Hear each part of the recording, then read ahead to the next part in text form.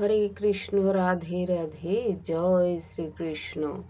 আজ আপনাদের বলবো ভৈমী একাদশী বা জয়া একাদশী তিথির মাহাত্ম্য কথা। অবশ্যই শ্রবণ করবেন এবং পুণ্যফল লাভ করবেন।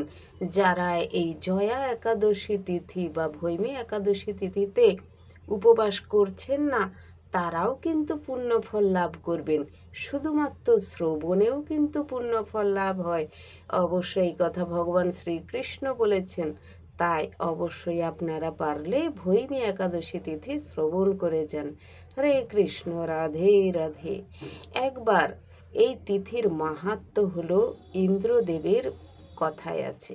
আমরা গরুড় পুরাণে জানতে পারি যে এই তিথিকে ভৈমী একাদশী বা জয়া একাদশী বলা হয়।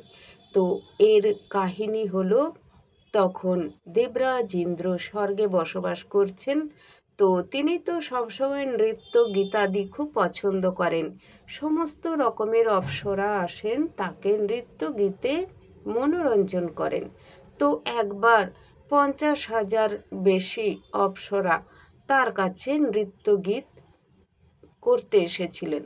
তো দেবরাজ ইন্দ্র তার সমস্ত দেবতাদের নিয়ে স্বর্গে তখন বাস করছেন এবং প্রতিদিনই তাদের নৃত্য গীতের অনুষ্ঠান হচ্ছে, সমস্ত দেবতারা উপভোগ করছেন এবং সবাই খুব খুশি, আনন্দিত।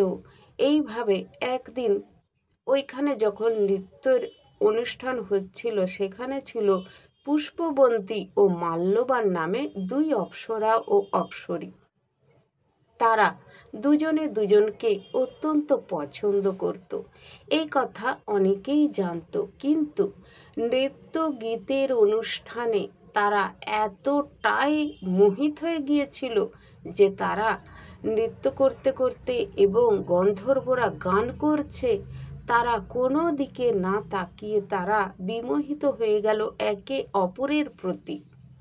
দুজনে দুজনের দিকে এক দৃষ্টিতে নাচ বন্ধ করে তাকিয়ে রয়ে গেল। তারা কামাসক্ত হয়ে গেল। তাদের এই কামাসক্ত রূপ দেখে দেবরাজ ইন্দ্র পরম ক্রোধিত হয়ে গেলেন। তিনি সিংহাসন থেকে উঠে দাঁড়িয়ে পুষ্পবতী ও মাল্যবানকে খুব তিরস্কার করলেন। বললেন, আমার সভায় তোমরা নৃত্য গীতাদি না করে নিজেরা পরস্পরের প্রতি এতটা আসক্ত হয়ে পড়েছ। তোমরা যে আজকে মহা পাপ করলে, এই পাপের ফল তোমাদের অবশ্য ভোগ করতে হবে। আমি তোমাদের অভিশাপ দিচ্ছি, আমি দেবরাজ ইন্দ্র, আমি তোমাদের অভিশাপ দিচ্ছি, তোমরা দুজনে পিশাচ যোনিতে ভ্রমণ করো, তোমরা প্রেত যোনিতে ভ্রমণ করবে। তখন তারা খুব দুঃখিত হৃদয়ে সেখান থেকে চলে গেল এবং দুজনেই প্রেতযোনিতে চলে গেল। দুজনে পিশাচ যোনি হলো।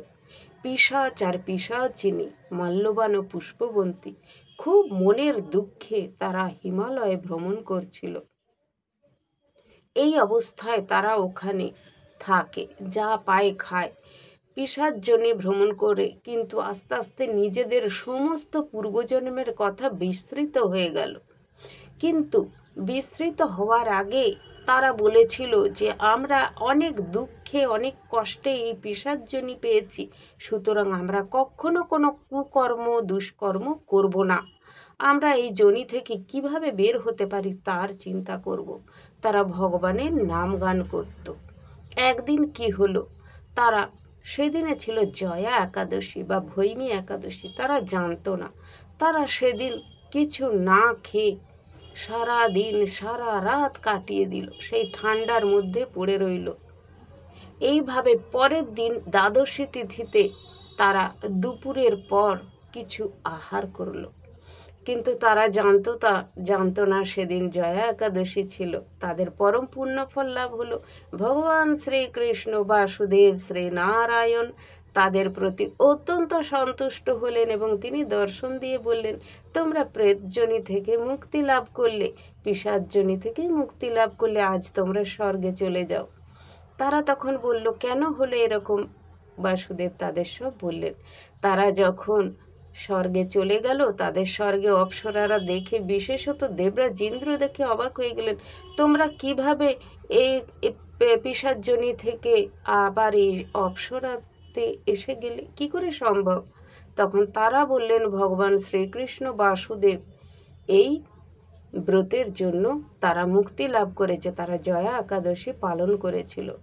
তো এই কথাটা শ্রবণ করলেন মহারাজ শ্রী যুধিষ্ঠির। তিনি ভগবান শ্রীকৃষ্ণকে জিজ্ঞেস করেছিলেন যে মাঘ মাসে যে জয়া একাদশী তিথি তার মাহাত্ম্য কী, আপনি আমাদের বলুন। কেননা তারা সমস্ত রকমের একাদশী ব্রত পালন করতেন।